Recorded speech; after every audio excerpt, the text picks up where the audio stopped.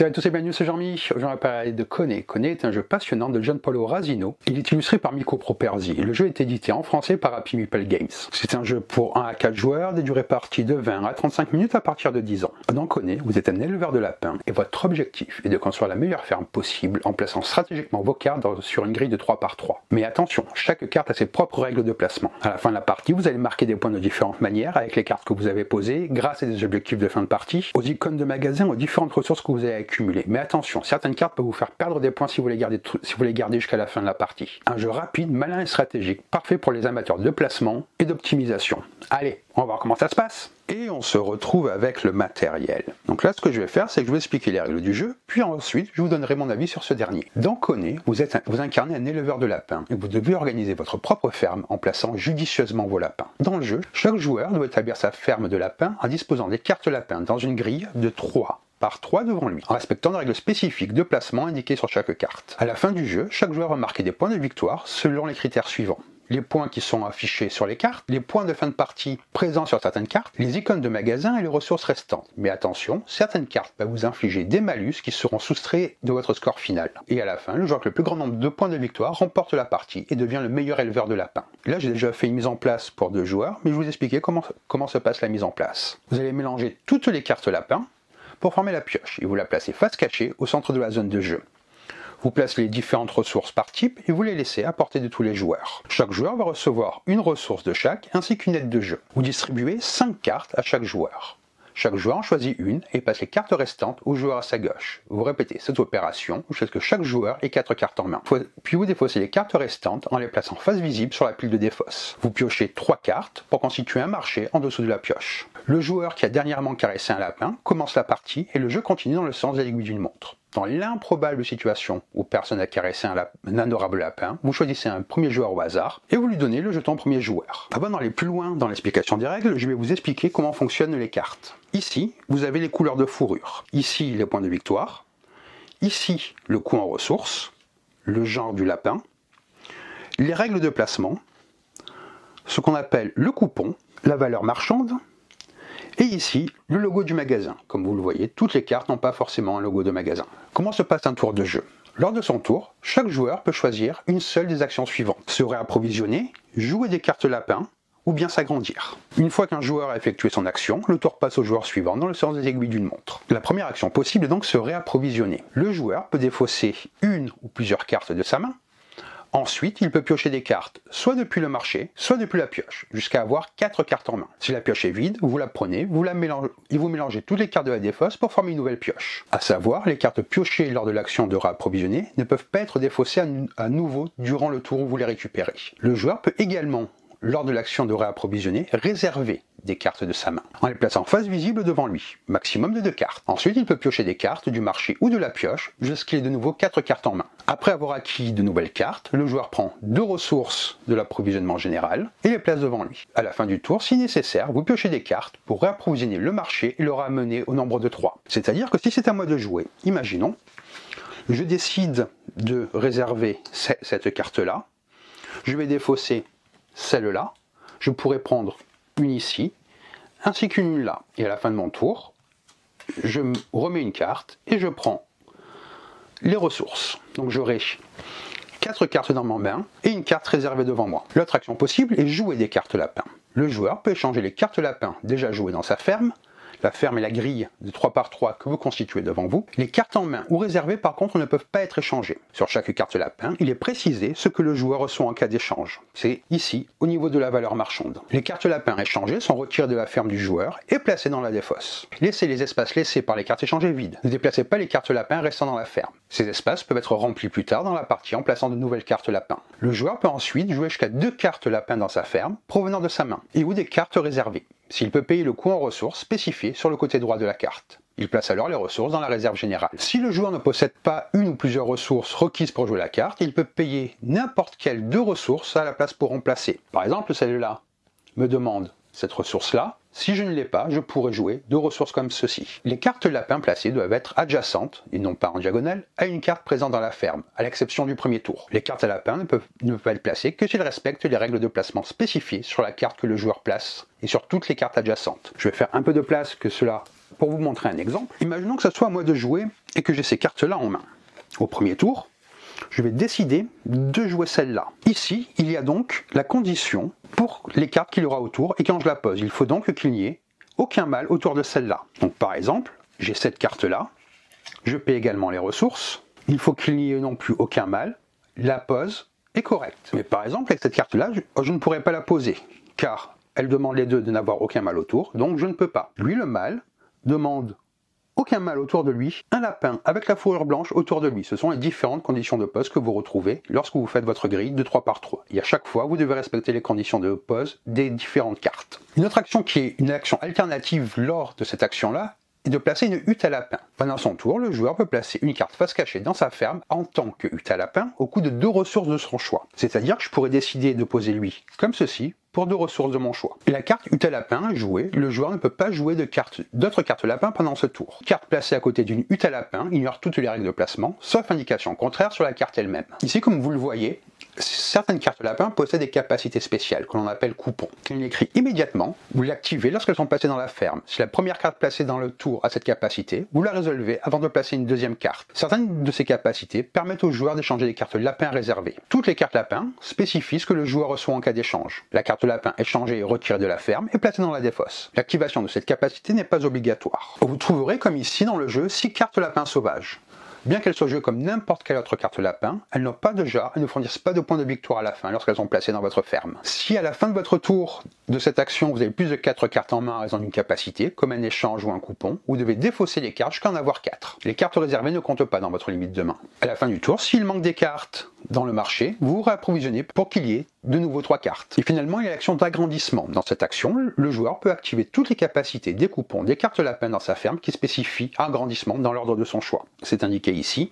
Si vous avez plusieurs cartes qui ont un agrandissement, au moment où vous faites cette action, toutes les cartes qui ont cette capacité-là s'activent. Il n'y a que ces cartes-là qui ont un logo de magasin à côté. Collecter des coupons avec le même logo de magasin va vous fournir des points de victoire en fin de partie. Une fois que le joueur a fait ses actions d'agrandissement, il peut placer des ressources sur les cartes qui le spécifient afin d'obtenir des points de victoire à la fin de la partie. C'est par exemple une carte comme celle-ci qui indique à la fin de la partie, vous gagnez 1 point par carotte présente. C'est lors de cette phase-là que vous allez pouvoir poser les ressources dessus.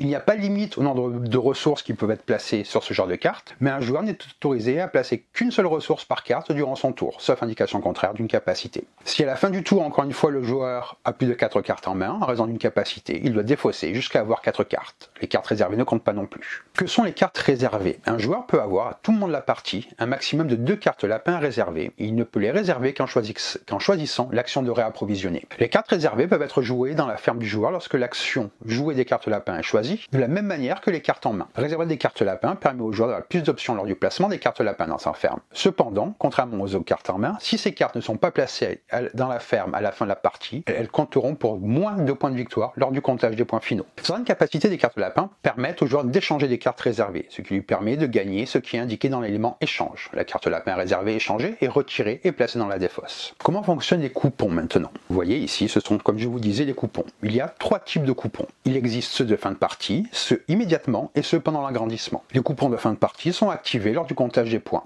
et peuvent fournir des points supplémentaires pour l'adjacence, pour la réalisation de conditions spécifiques ou pour les ressources placées sur les cartes. Bien entendu, vous ne pouvez placer des ressources que sur les cartes qui proposent cette capacité-là. La même carte peut fournir des points de victoire pour plusieurs coupons, à condition qu'elle remplisse toutes les exigences. Ensuite, il y a les coupons immédiats, comme celui-là. Ces coupons sont activés une seule fois par partie, lorsque la carte lapin est placée dans la ferme. Et vous avez également, pendant l'agrandissement, ces coupons sont activés à chaque fois que vous choisissez l'action d'agrandissement et vous les activez dans l'ordre de votre choix. Quels sont les avantages des logos de magasin? Il existe 3 types différents de logos de magasin. Ils peuvent être trouvés que sur les cartes qui ont le coupon agrandissement. À la fin de la partie, si vous avez des logos, cela vous rapporte des points. Si vous avez 3 logos de magasins du même type dans votre ferme, vous gagnez 2 points de victoire. Si vous avez 4 logos, vous gagnez 4 points de victoire. Et 5 logos identiques du même magasin, 6 points de victoire. Et on va jouer comme ceci jusqu'à la fin de la partie. Et la partie se termine lorsqu'un joueur complète la grille de 3 par 3. À ce moment-là, la fin de partie est déclenchée. Tous les joueurs peuvent compléter leur tour de cette manche, puis la partie se termine et le comptage des points finaux a lieu. Chaque joueur va marquer des points dans l'ordre suivant. Vous allez marquer les points des cartes lapin dans votre ferme, les points de victoire pour les coupons de fin de partie, comme ici, Pour les logos de magasin, comme je viens de vous dire, vous allez marquer 1 point de victoire, 3 ressources qui vous restent, et vous enlevez 2 points de victoire pour chaque carte réservée non placée. Le joueur avec le plus de points de victoire emporte la partie. En cas d'égalité, c'est le joueur qui a le plus de ressources qui gagne. Si l'égalité persiste, c'est le joueur qui a le moins de logos magasin dans sa ferme qui gagne. Et si l'égalité persiste encore, la victoire est partagée. Je vais vous redire brièvement comment se passe un tour de jeu.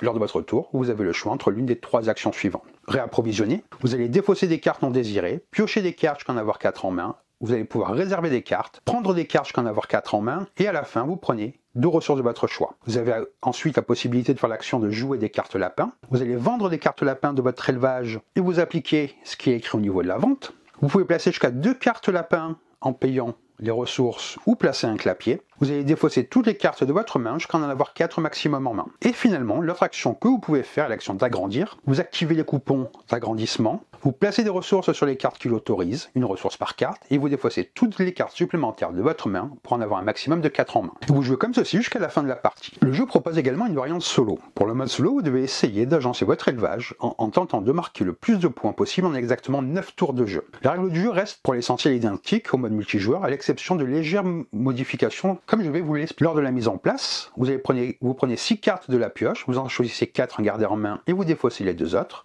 Elles constitueront votre main de départ. Pendant le tour de jeu, vous choisissez une des 3 actions possibles, mais il est interdit de choisir la même action 2 fois d'affilée. Pour la fin du jeu, après avoir terminé le 9e tour de jeu, le jeu se termine immédiatement. Vous calculez votre score comme pour le mode multijoueur et vous comparez votre résultat avec ce tableau que vous trouvez dans le livret de règles.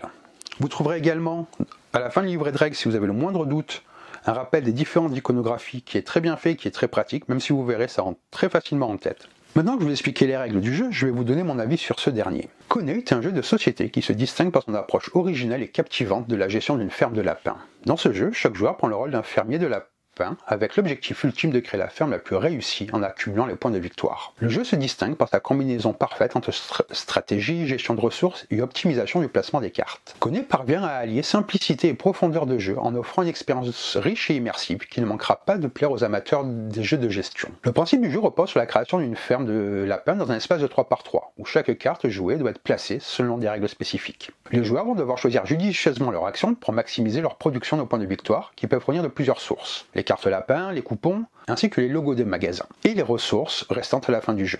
À travers ces mécaniques, le jeu vous propose une gestion dynamique où chaque choix compte. L'objectif étant simple, car chaque joueur doit remplir sa grille de 9 cartes, en respectant les règles de placement. Une fois la grille complète, la partie se termine et les joueurs procèdent à un décompte de points de victoire. Les cartes lapins, les ressources, tout cela, comme je vous disais, rapporte des points de victoire. Les règles du jeu sont simples à comprendre, mais la stratégie derrière chaque action est ce qui donne au jeu sa profondeur. Le tour de chaque joueur se compose de 3 actions principales. Une action, vous allez pouvoir vous débarrasser de certaines cartes de votre main et piocher d'autres dans le marché ou le paquet de cartes. Cette mécanique permet de renouveler ses options de jeu et d'ajuster sa main en fonction de l'évolution de la partie. De plus, les cartes réservées donnent au joueur la possibilité de mieux planifier ses futurs tours. Lorsque vous allez jouer des cartes lapins, vous allez utiliser les cartes lapins que vous avez dans votre main ou que vous avez réservées pour remplir la grille de votre ferme. Chaque carte lapin doit être placée dans la ferme en respectant des règles de placement spécifiques. Ces cartes rapportent des points en fonction des coupons qu'elles obtiennent et des logos de magasins qu'elles possèdent. Et la 3e action permet aux joueurs d'activer toutes les capacités des cartes lapins qui possèdent un coupon activable pendant cette phase. Ces capacités peuvent permettre de gagner des points supplémentaires ou de placer des ressources sur les cartes pour gagner encore plus de points à la fin du jeu. Les logos de magasins collectés lors de cette phase offrent également un bonus de points, ce qui incite les joueurs à récolter les coupons de manière stratégique. Les ressources sont un aspect clé du jeu, car elles permettent aux joueurs de jouer des cartes lapins pour remplir leur ferme. Chaque carte lapin a un coût en ressources, et pour jouer une carte, le joueur doit donc payer ce coût. Si les ressources spécifiques ne sont pas demandées, un échange peut être effectué avec n'importe quelle autre des 2 ressources. Les ressources sont donc un élément fondamental de la gestion de la ferme, et chaque joueur doit être vigilant à leur collecte et à leur utilisation. Les cartes lapins constituent le cœur du jeu. Chaque carte a son coupon qui permet d'initier des actions spéciales pendant la partie ou en fin de partie. Ces coupons sont variés. Certains permettent de gagner des points immédiatement, d'autres sont actifs à la fin du jeu, et peuvent également être activés lors de l'action de s'agrandir.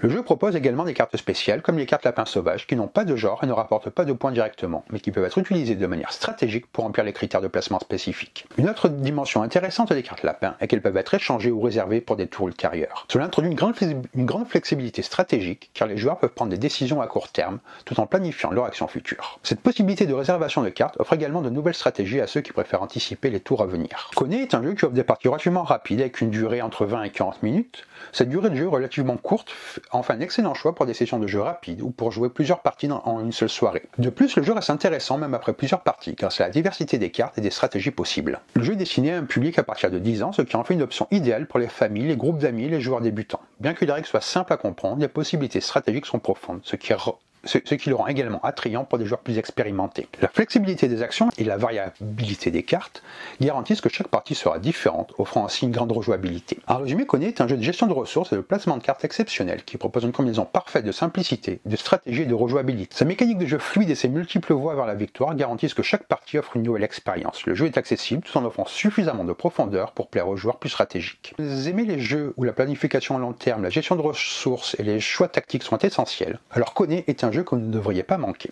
Donc voilà pour cette vidéo sur Kone, un jeu vraiment malin qui en plus est dans une petite boîte qui tient vraiment pas de place, très facile à transporter, c'est toujours agréable. J'espère que cette vidéo vous a plu, si elle vous a plu n'hésitez pas à laisser un commentaire et à vous abonner à la chaîne. Sur ce, je vous dis bonne partie et bon jeu.